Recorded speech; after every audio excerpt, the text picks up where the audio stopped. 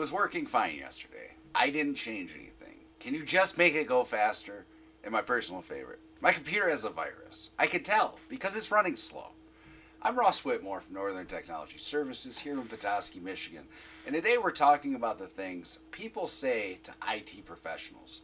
Now, after 10 years in this business, I've heard about every phrase, excuse, and question imaginable, and I'm here to tell you we're not laughing at you, we're laughing with you. Mostly.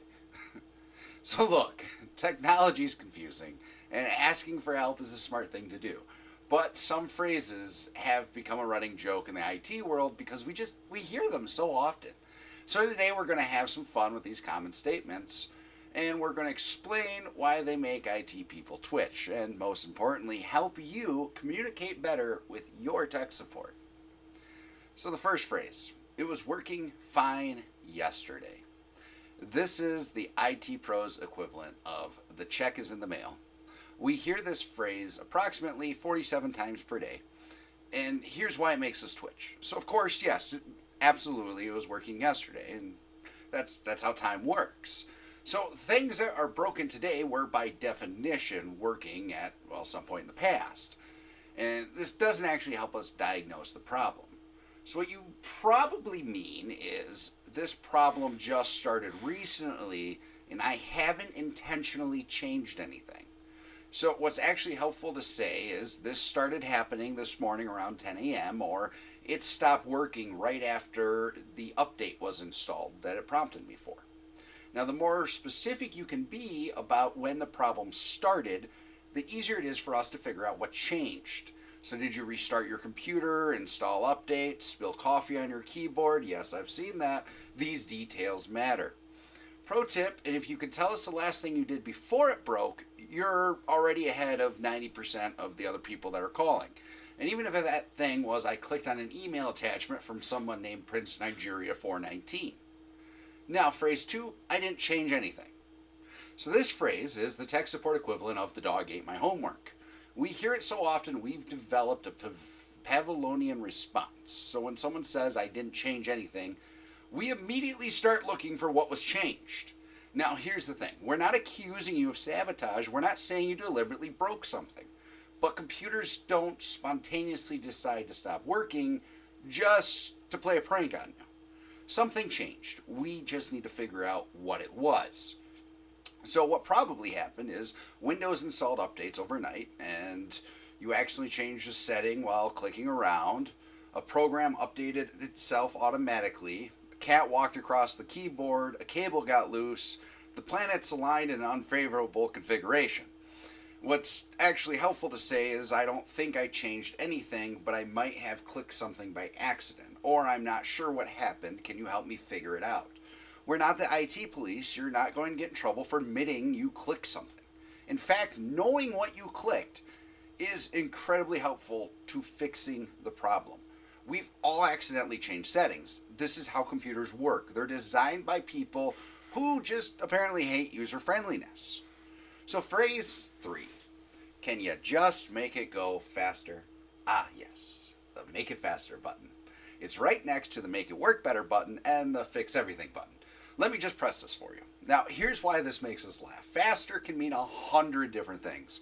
Faster startup, faster internet, faster program loading, faster than it was yesterday, or faster than Billy's computer next in the cubicle next to you. It's like going to a mechanic and saying, make my car better. Better how? Better gas mileage, better acceleration, better cup holders. What actually helpful to say is my computer takes 10 minutes to start up in the morning. Or Excel freezes when I open a large spreadsheet. Or websites load slowly even though my internet should be fast. Specific problems give you specific solutions. If you tell us what's actually slow, then we can get right to it and we can work on trying to fix it. We might upgrade your RAM, replace your drive with an SSD, clean up your startup programs, or maybe go through and try to optimize the internet connection. But we need to know what we're optimizing. And fun fact, sometimes make it faster actually means I have 47 browser tabs open, 23 programs running, I haven't restarted my computer in 6 months, in which case, yes, we can definitely make it faster. Let's start by rebooting it. Now, the internet is down. Ooh. When someone tells us the internet is down, we have to resist the urge to ask, which internet? Because there are so many things that it could actually mean. So is your Wi-Fi disconnected? Is your router offline? Is your internet service provider having issues? Is there one specific website you're going to that's not loading? Is your VPN not connecting? Did you not pay the internet bill? Yeah, I've seen that happen too many times. Here's the thing. The internet is a massive global network. It's probably not actually down, although we've had some incidents. AWS went down not that long ago. Something between you and the internet, though, is likely having the problem. And what's actually helpful to say is, I can't connect to the Wi-Fi, or all websites are loading slowly, or I can access Google, but I can't get to our company's server, or my Zoom call keeps freezing up. The more specific you are, the faster we can fix it. And here's the secret. About 60% of the internet is down calls are fixed by, well, unplugging the router or the modem and counting to 30 and plugging it back in. We call this the IT magic incantation, and it's really just giving your router a fresh start. Also, if you're the only person in your office who can't access the internet's probably fine. Ask your neighbor. Your computer, on the other hand, that probably is what actually needs some attention. Phrase 5, my computer has a virus. Self-diagnosis, beautiful thing, but here's the secret. Most of the time, when someone says my computer has a virus, well, their computer doesn't. In fact, have a virus. And common symptoms people attribute to viruses are, well, the computer's running slow. Usually, too many programs, not enough RAM. Pop-ups are appearing. Usually adware browser extensions, not viruses. Unfortunately, a misclick. Computers making weird noises. That's the hardware, not the software. The mouse is moving by itself. Okay, oftentimes we've seen a stuck key, or, maybe it is a ghost. We do charge extra for ghosts, though.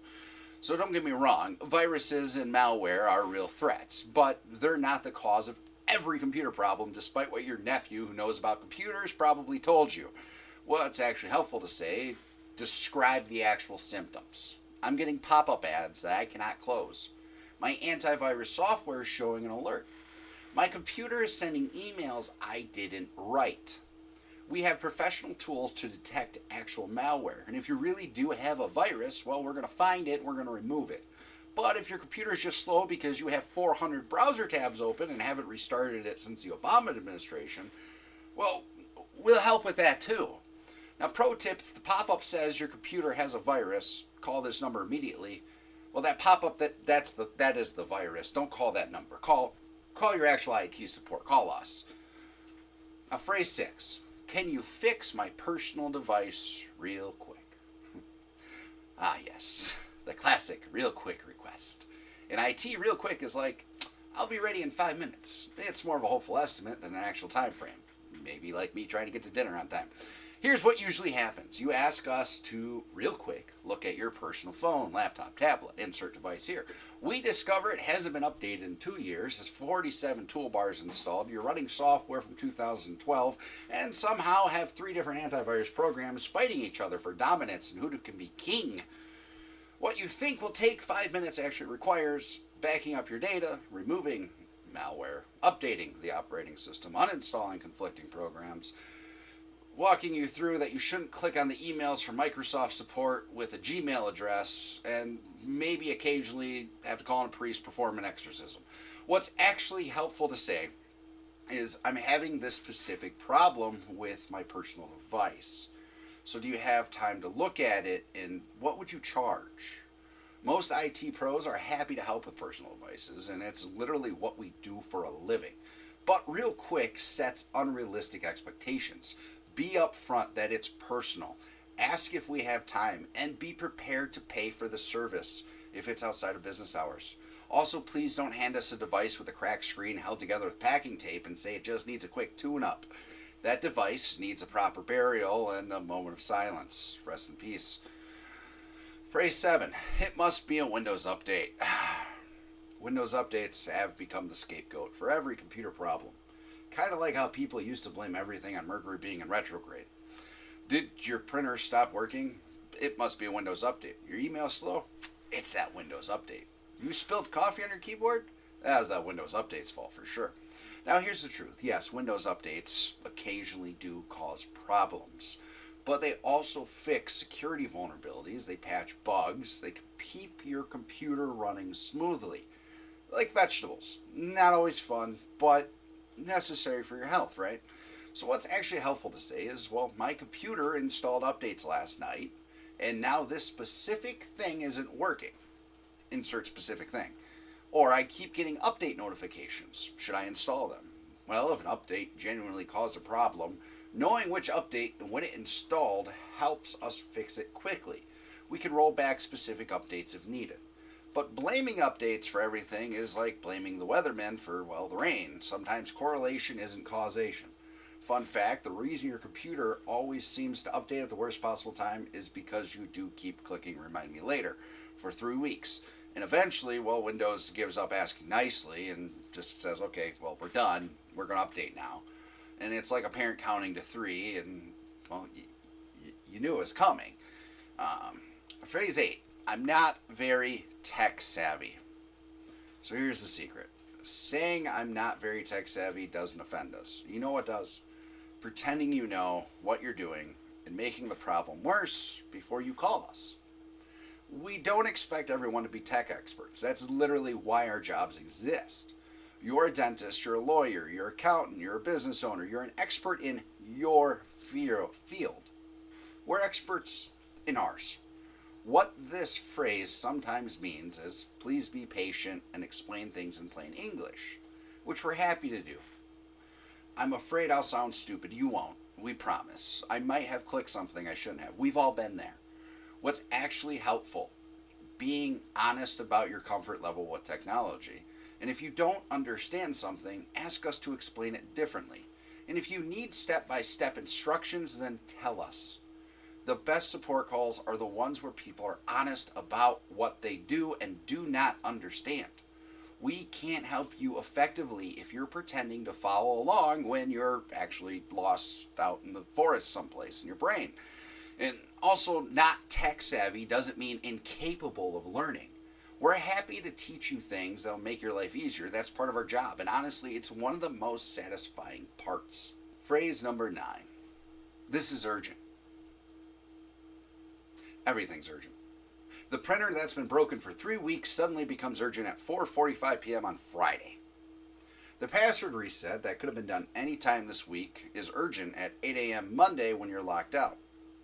Now here's the thing about urgency. We understand that when something affects your ability to work, it feels urgent. And some things genuinely, they are urgent, like servers being down or security breaches. But urgency is relative. Your inability to print a document is urgent to you. The ransomware attack happening on another client's network, well, that's urgent to everyone. Now, what's actually helpful is explain the business impact. I have a client presentation in 30 minutes, my laptop won't start, is different from my mouse is slightly squeaky. We prioritize based on business impact, not just who yells urgent the loudest. And if you help us understand why something is time sensitive, then we can prioritize it appropriately. And pro tip, if everything is always urgent, then nothing is urgent. The boy who cried wolf applies to IT support too. Save urgent for things that genuinely can't wait and will respond accordingly. Also, planning ahead prevents urgency. If you know you have a big presentation next week, maybe don't wait until 10 minutes before to discover your laptop's broken. And we've got videos where we talk about getting prepped and being prepared before we're going into things that may require our technology. Now, you guys are miracle workers. That's phrase 10. Okay, this one doesn't make us twitch. This one actually makes our day. After all the it was working yesterday, I didn't change anything, hearing thank you and you're a lifesaver, it genuinely means a lot. Because here's what IT professionals want you to know. We're not miracle workers. We just have specialized knowledge and experience. And what seems like magic to you is just pattern recognition and problem solving to us. But we appreciate the recognition. IT is often a very thankless job. And when everything works, nobody notices. But when something breaks, everyone notices. So when you take a moment to say thanks, it matters. What we love to hear. Thank you for fixing this so quickly. I really appreciate your patience explaining this to me. Or you saved my presentation meeting, whatever it was the other day. I learned something new today. Thanks for teaching me. IT professionals are people too. We like knowing we helped. We enjoy solving problems. We appreciate when people recognize the effort that goes into keeping technology running smoothly. So here's my request. Next time your IT person fixes something for you, say thank you. Maybe bring them a coffee. Acknowledge that they just saved you from a technology-induced meltdown. It will make their day, and you'll probably get even better service next time. So now, do a little bonus here in the things we wish people would say. So since we've covered what people actually say, let's talk about what we wish people would say. All right, so I wrote down the error message before clicking through it. That would save us so much time. Error messages, they're clues. They're not obstacles to click past as fast as possible. I restarted my computer before calling. You'd be amazed how many problems this actually solves. We're going to ask you to do it anyways, and you might as well just try it out first. So here's exactly what I was doing when the problem started. Context is everything. The more details you give us, the faster we can fix it.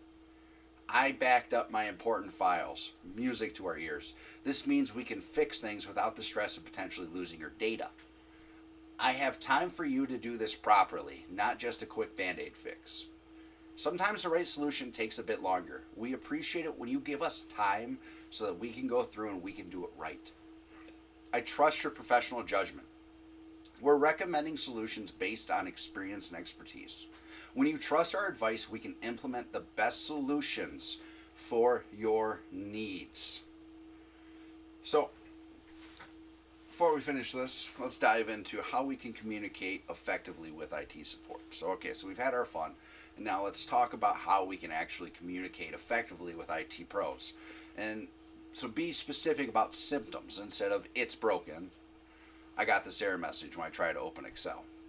Provide that context. When did it start? What changed? What were you doing when it happened? And again, write down those error messages that we talked about. Take a screenshot or a photo if possible. You pull out your phone real quick. Those cryptic messages actually mean something to us. And there's been numerous times where when we get that code, we can get right immediately to the problem. And be honest. If you've clicked something suspicious, just tell us. We're not judging. We need to know how to help you. Set realistic expectations. Some fixes are quick, some take time. Ask us for an estimate if you need to plan your work. Be patient. We're probably helping multiple people. Your problem is important, but so is everyone else's. Ask questions if you don't understand something. Ask us to explain it differently. We want you to learn, not just have us fix things repeatedly. Say thank you. It costs nothing and it means everything.